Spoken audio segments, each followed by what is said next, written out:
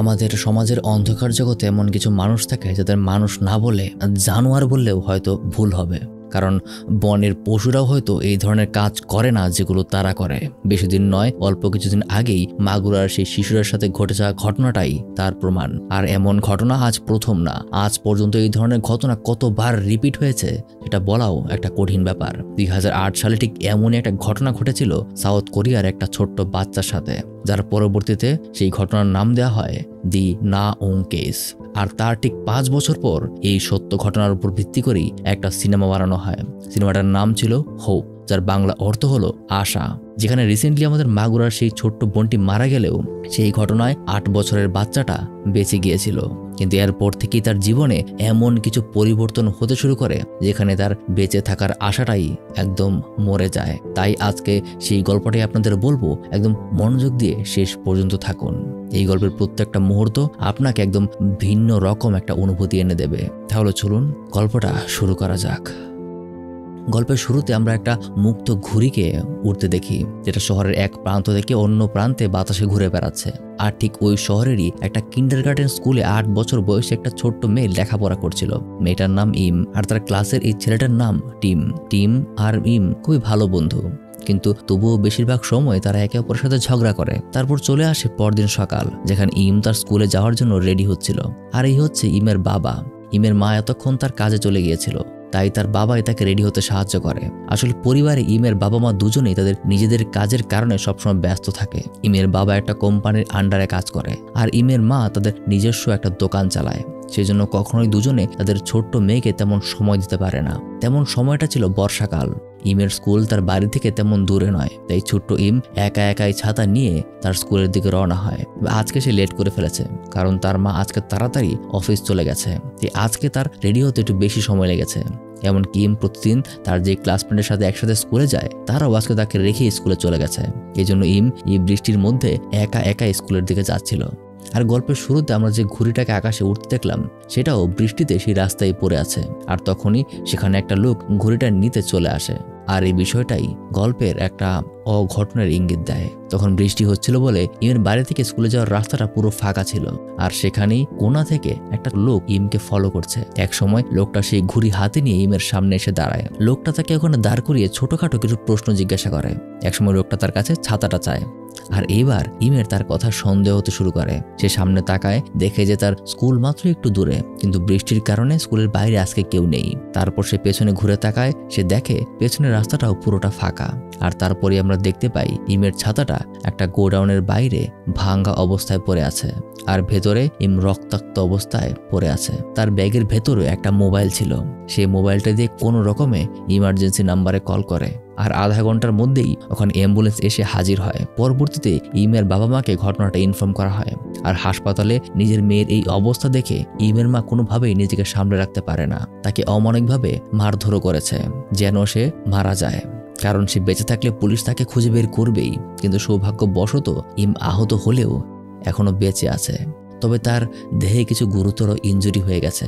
Doctor ইমের বাবাকে জানায় এই ঘটনায় নাকি ইমের পেটের ভেতরে খুব বাজেভাবে ড্যামেজ হয়ে গেছে, যেটা রিকভার হওয়া পসিবল না।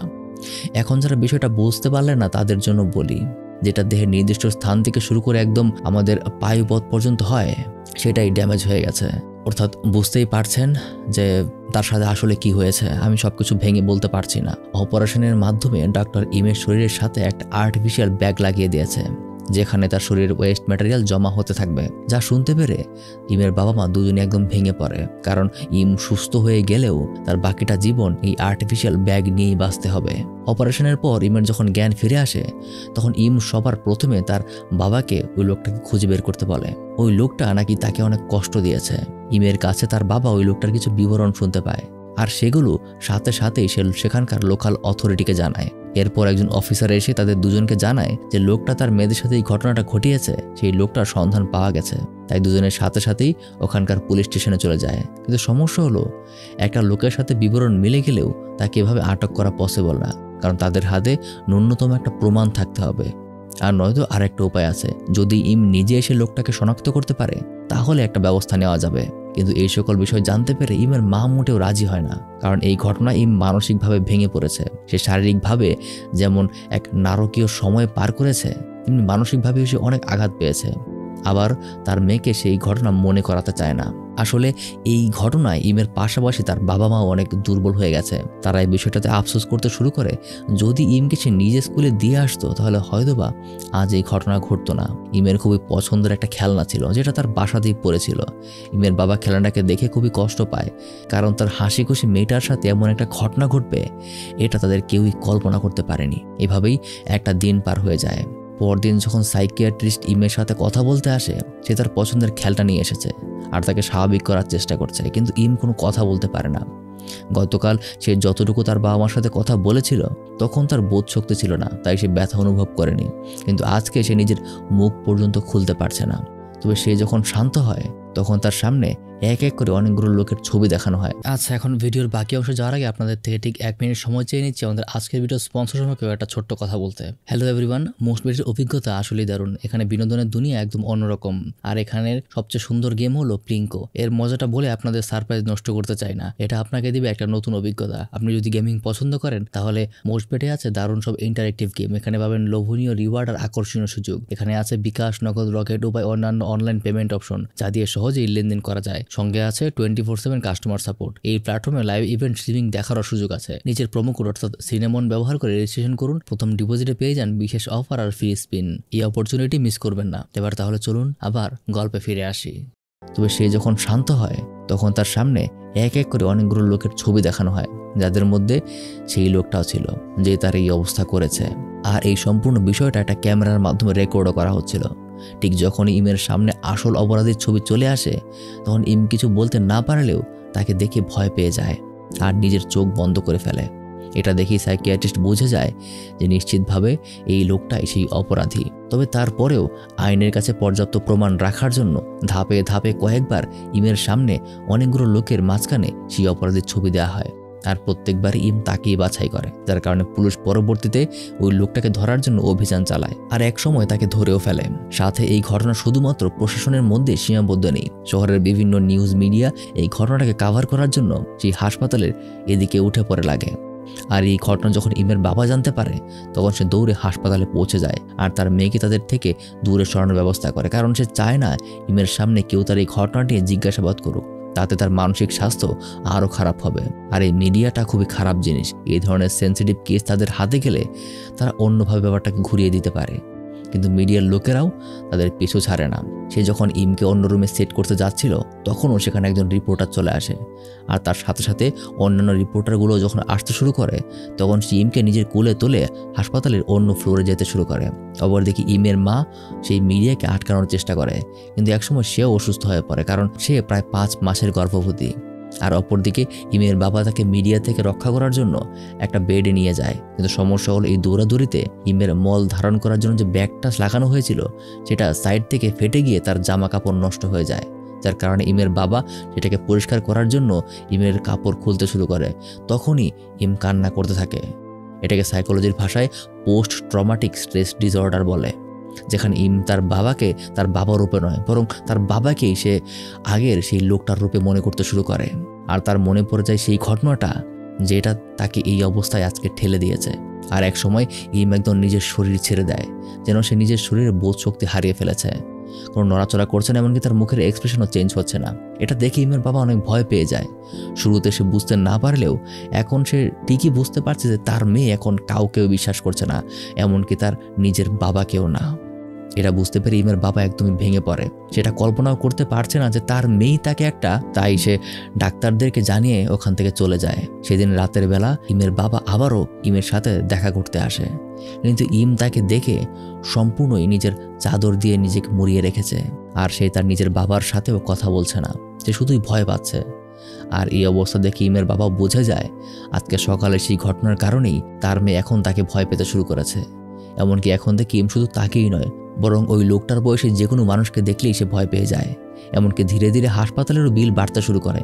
কয়েকদিনের মধ্যেই ইমের পেছনে প্রায় তার 7 লাখ টাকার মতো খরচ হয়ে গেছে।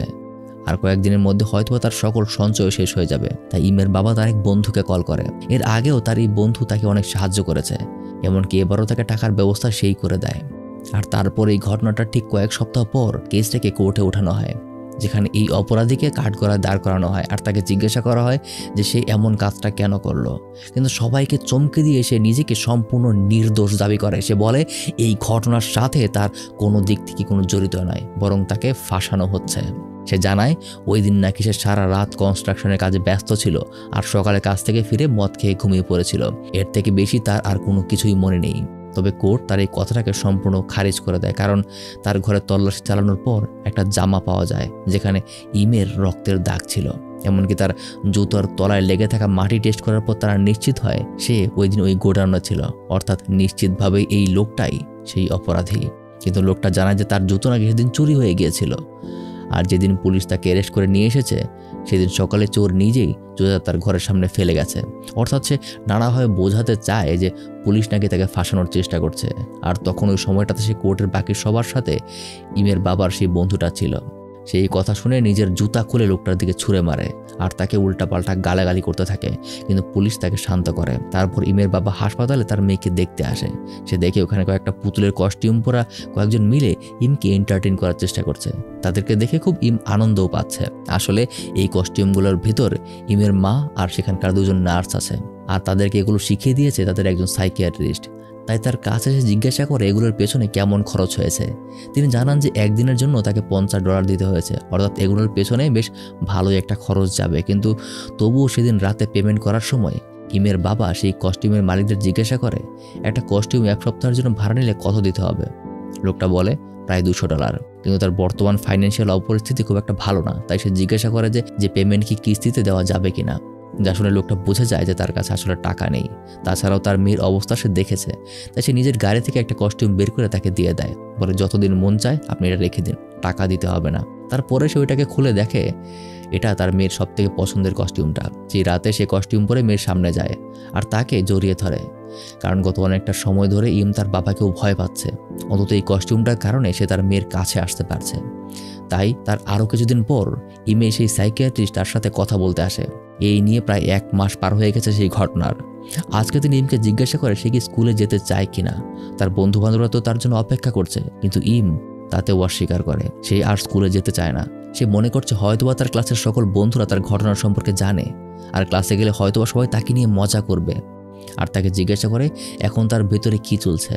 আজকে প্রথম ইম তার মনের কথা খুলে বলে। সে বলে তার মা বাবা তার জন্য কাজে যেতে পারে না, তার পেছনে তার অনেক দৌড়াদৌড়ি করতে হয়, আর তার পেছনে অনেক বেশি খরচ হয়ে গেছে। এতগুলি টাকা যে তার পেছনে খরচ হয়ে গেছে এটা তার ভালো লাগছে না। এমনকি সে মন থেকে চায় আবারও স্কুলে যেতে, কিন্তু কখনো নিজের মধ্যে সেই সাহসটা জমাতে পারে না যে এই সাহসটা নিয়ে সে আবারও স্কুলে যাবে। সে প্রতি রাতে ঘুমানোর সময়টা কল্পনা করে হয়তোবা আগামীকাল ঘুম থেকে ওঠার পর সে জানতে পারবে সব কিছু তার স্বপ্ন ছিল। যখনই কোনো ভয়ানক স্বপ্ন সে দেখত তখনই ঘুম থেকে উঠে আবার নিশ্চিন্ত হয়ে যেত। কিন্তু এটা তার জীবনের এমন এক ভয়ানক স্বপ্নের মতো হয়ে গেছে যেটা তাকে ঘুম থেকে উঠালেও ভয় দেখায়। তবে এক সময় বাচ্চাটা এমন এক কথাও বলে ফেলে যা শুনে সাইকিয়াট্রিস্ট হতবাক হয়ে যায়। ইম তাকে বলে আমার দাদি যখন বেঁচে ছিল মাঝে মাঝেই সে বলতো যে তার নাকি আর বেঁচে থাকার ইচ্ছা নেই, দুনিয়া ছেড়ে চলে গেলেই হয়তোবা সে বেঁচে যাবে। তখন আমি কিছু বুঝতাম না, আমি ভাবতাম আমার দাদি পাগলের মতো কথা বলছে। কিন্তু আমি এখন বুঝতে পারি একটা মানুষ কখন বাঁচতে চায় না। সে এমনও আফসোস করে যে সে জানেই না তার জন্ম কেন হয়েছিল। যদি সে পৃথিবীতে না আসতো তাহলে হয়তো তার সাথে এই ঘটনাগুলি ঘটতো না। আর কথায় বোঝা যায় তার মনের মধ্যে এমন কিছু ক্ষত হয়ে গেছে যেগুলো সহজে সেরে উঠবে না। তারপর ইমের বাবা মা হাসপাতালে চলে আসে। আজকে তারা ইমকে বাড়ি নিয়ে যাবে, কিন্তু তখনও ইম বাবার সাথে কথা বলছিল না। সে তার বাবার দিকে ঘুরেও তাকাচ্ছে না, যার কারণে একসময় ইমের বাবা তার পেছনে একটা পর্দা টানিয়ে দেয় আর বাড়ির দিকে যেতে শুরু করে। কিন্তু যাবার সময় তাদের ঠিক ওই রাস্তাটা দিয়েই যেতে হবে যেখানে ইমের সাথে সেই ঘটনাটা ঘটেছিল। আর ওই জায়গা পার হওয়ার সময় ইম ভয়ে আতঙ্কে অসুস্থ হয়ে পড়ে। তাই ইমের বাবা দ্রুত গাড়ি চালিয়ে সেই জায়গাটা পার করে ফেলে। তারপর তারা নিজেদের বাড়ি পৌঁছে যায়। মূলত তারা যে বাড়িটাতে থাকে সেখানে উপরতলায় তারা নিজেদের থাকার ব্যবস্থা করেছে, আর নিচতলায় ইমের মা তাদের দোকান চালায়। আর সেখানে ইম দেখতে পায় তার বন্ধুরা তার জন্য অনেকগুলো চিঠি লিখে তাদের দোকানে টানিয়ে রেখেছে। সবাই ইমকে অনেক মিস করছে, আর সবাই চায় ইম যেন দ্রুত স্কুলে ফিরে যায়। আর এই সকল লেখা দেখে ইম খুবই খুশি হয়। তার বাড়ি ফিরে আসার পর কিছুক্ষণের মধ্যেই ইমের সেই বন্ধু টিম তার সাথে দেখা করতে আসে। নিচে ইমের বাবার সামনে এসে সে কান্নাকাটি করতে শুরু করে। সে বলে যদি ওই দিন সে ইমের জন্য অপেক্ষা করতো একসাথে স্কুলে যেত তাহলে হয়তোবা এই লোকটা তাকে মারতো না। আর এই বলে সে কাঁদতে শুরু করে, যার কারণে ইমের বাবা তাকে বোঝায় এতে তোমার কোনো দোষ নেই, ওই লোকটা তার শাস্তি পাবে। সেদিন রাতের বেলা ইম তার ঘরে বসে বসে তার বন্ধুদের লেখা সমস্ত চিঠি এক এক করে পড়তে শুরু করে, যার কারণে তার মধ্যে কিছুটা সাহস আসে। পরদিন ইমের একটা আন্টি তাকে স্কুলে নিয়ে যাচ্ছিল, কিন্তু যাওয়ার সময় তার পেটের পাশে লাগানো সেই আর্টিফিশিয়াল ব্যাগটার কারণে খুবই অস্বস্তি হচ্ছিল। এমনকি তার বন্ধুরাও তার সামনে আসতে কেমন যেন দ্বিধাবোধ করছে যে ইম আবার তাদের দেখলে স্কুলে আসা বাদ দেবে না তো। তখন ইম তাদের দেখতে পায়, আর যখন আবারও আনইজি ফিল করতে শুরু করে তখন পিছনে তার বাবা সেই কার্টুনের কস্টিউমটা পরে চলে আসে, যার কারণে ইম আবার খুশি হয়ে যায়। ইমের বাবা সবসময় তাকে দূর থেকে ফলো করে, এমনকি স্কুলে সে তার টিচারের সাথেও দেখা করে, তাকে জানায় একটু খেয়াল রাখবেন কোনো পুরুষ টিচার যেন তার সাথে বেশি কথা বলতে না আসে। পাশাপাশি সে তার ছোট্ট মেয়ের জন্য বিশেষ ধরনের একটা ব্যাগ কিনে নিয়ে আসে, যেটার মধ্যে তার সেই পেটের সাথে ঝোলানো ব্যাগটা ক্যারি করতে পারবে। আর তার বন্ধুরা যদি তাকে জিজ্ঞাসা করে তাহলে সে বলতে পারবে যে এটা সাধারণ একটা চকলেট রাখার ব্যাগ। এরপর থেকে ইম স্কুলে রেগুলার হতে শুরু করে, আর তার বাবা সবসময় সেই কস্টিউম পরে তাকে হাসি খুশি রাখার চেষ্টা করে। কিন্তু একদিন ইম খুব ভালো মতোই বুঝে যায় যে এর ভেতরে তার বাবা আছে। সে তার সাথে কথা বলার চেষ্টা করে, কিন্তু তার বাবা চায় না যে সে এটা জানতে পারুক, কারণ ইম সেই ঘটনার পর থেকে কোনো না কোনো কারণে তার বাবাকেও ভয় পায়। যার কারণে যখন ইম এটা বুঝতে পারে তখন সে তাকে নিয়ে তাদের দোকানে তার মায়ের কাছে চলে যায়। আসলে এতদিন ইমের মাও জানতো না যে ইমের বাবা এভাবে এই কস্টিউম করে ইমকে ফলো করে। আজকে সে ধরা পড়ে যায়। তবে আজকে ইম তার বাবার সাথে স্বাভাবিক আচরণ করে, আর আজ এতদিন পর তাদের মধ্যেকার দূরত্বটা ঘুচে যায়। তার কিছুদিন পর ইমের বাবা তার উকিলের সাথে দেখা করে, সেখানে তিনি ইমের বাবাকে জানান যে ওই লোকটা নাকি এখনো পর্যন্ত তার নিজের অপরাধ স্বীকার করেনি, এমনকি তার বিরুদ্ধে এখন পর্যন্ত কোনো সাক্ষীও পাওয়া যায়নি। তাছাড়াও নিজেকে সে মেন্টালি অসুস্থ প্রমাণ করার চেষ্টা করছে। তাই কোর্ট ইমের দেওয়া সেই স্টেটমেন্টের ভিডিওটাকে খারিজ করেও দিতে পারে। তাই এখন তাদের কাছে একটাই রাস্তা, ফাইনাল রায়ের দিন ইমকে কোর্টে নিয়ে যেতে হবে।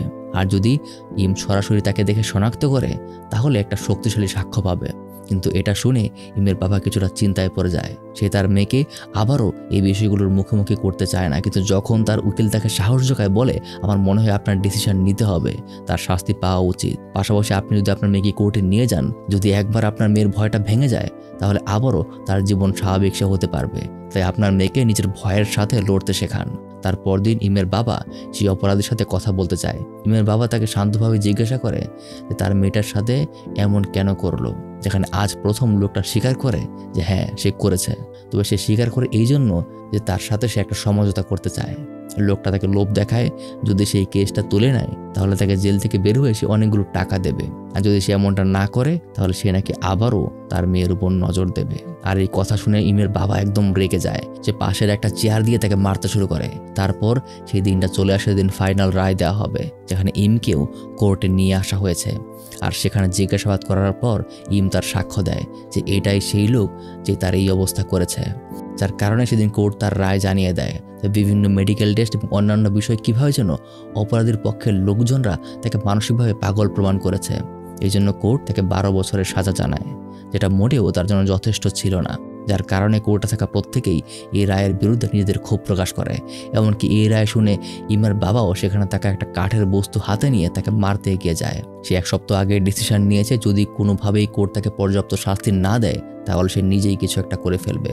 এই ভেবে সে তাকে মারার জন্য এগিয়ে আসতে থাকে, কিন্তু একদম শেষ মুহূর্তে তার ছোট্ট মেয়ে তার পা ধরে বসে আর তাকে নিষেধ করে। ইম তাকে বাসায় ফিরে যেতে বলে, তার কারণে ইমের বাবা নিজের সিদ্ধান্ত বদলায়। আর তারপর এভাবেই 2 মাস কেটে যায়। অবশেষে ইমের একটা ছোট্ট ভাই জন্ম নেয়। আর এরপর থেকেই ইম ধীরে ধীরে রিকভার করতে শুরু করে, নিজের অতীত ভুলে স্বাভাবিক হতে চেষ্টা করে। আর এভাবেই আজকের গল্পটা শেষ হয়ে যায়। হয়তোবা 2-1 দিন পর পর আমাদের এই ধরনের ঘটনাগুলো বিভিন্ন নিউজের মাধ্যমে আমরা দেখে থাকি, নিউজ পেপারের মাধ্যমে আমরা বিষয়টা জেনে থাকি, কিন্তু কখনো এটা ভেবে দেখি না যে এমন একটা ঘটনা ঘটার পর একটা বাচ্চার জীবনে কত কিছু পরিবর্তন হয়ে যায়। আর সেই উদ্দেশ্য নিয়েই এই মুভিটা তৈরি করা হয়েছিল। যেমনটা বলছিলাম, এটাকে শুধুমাত্র একটা গল্প ভেবে ভুল করবেন না, এই সিনেমাটা একটা বাস্তব ঘটনা থেকেই তৈরি করা। যাই হোক, এটা শেয়ার করে দিতে পারেন আপনার পরিচিত মানুষদের সাথে। এতক্ষণ আপনাদের সাথে ছিলাম আমি মারুফ। দেখা হবে পরবর্তী আবার আরেকটা ভিডিওতে।